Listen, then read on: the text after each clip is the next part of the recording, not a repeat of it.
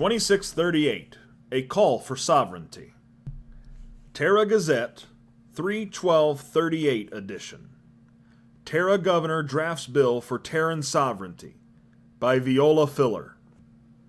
At a political rally for the re-election of New Binzi Mayor Nadir Pedwani, the Terran governor unveiled a stunning new proposition. Dusk was just beginning to settle, and the fundraiser was making some serious progress when Asan Kirin stepped up to the podium. Little did everyone know he was about to drop a bombshell. At approximately 5:15 local time, Asan Kirin unveiled plans to issue a referendum to the people of Terra and the neighboring systems to seek separation from the Imperator and the UEE. The Imperator lives in an era where alien civilizations are something to be feared. Those of us who live here, where the Banu and Xi'an are neighbors, where we see them every day, we know that they are not the enemy. They are people, like us. Their culture may be different, their motivations may be different, but they are just trying to live in safety.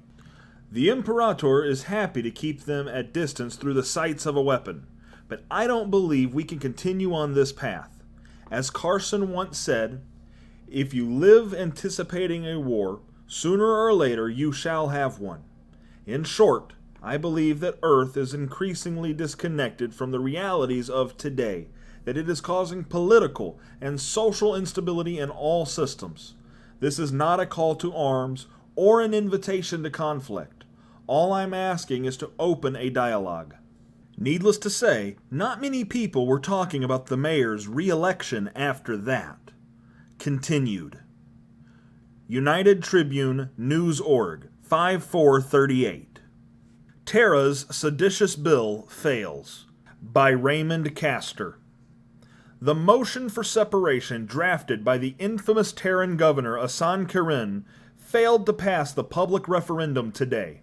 As expected, the loyal citizens of Terra and its neighboring systems realized that Kirin's play for sovereignty was an ill-conceived, unrealistic idea that would lead to an unstable future for them and their children, and they made their voices heard. Going in droves to the voting stations and saying, no, we don't agree. We don't think the UEE is failing us. One can only hope that Kirin gets the message. Terra Gazette, 9/24/38. Governor Plagued by Scandal, by Viola Filler. No matter where Asan Kirin seems to turn, he is met by another accusation.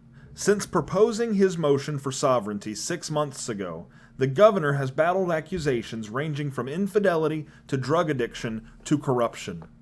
The governor released a statement earlier today to all news orgs. These allegations are baseless in the extreme and are simply trying to distract from the real issue. The Imperator and his minions have mangled this process of government by ignoring the clear will of the people to emancipate themselves from a corrupt and vile government. Kirin explained that he's obtained evidence of voter tampering and outright fraud by employees on UEE payroll. This evidence has been entered into the court system and will be part of his ongoing federal case against Imperator Messer VIII. Terra Gazette, 11/4/38. Xi'an Human Terrorist Network Unveiled, by Raymond Castor. The enemy is among us. Early this morning, advocacy agents announced the resolution of a massive interagency undercover operation into the shadowy world of traitors and saboteurs. Dozens of arrests have been made, with more on the horizons. Unnamed sources from within the government claim that the Xi'an-funded terrorists had infiltrated various positions of government and corp structures.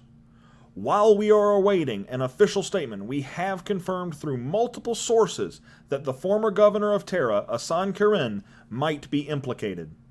The same governor, if you remember, who disappeared after the good citizens ran him out of office after his desperate and paranoid attempts to bring disorder and anarchy to the systems.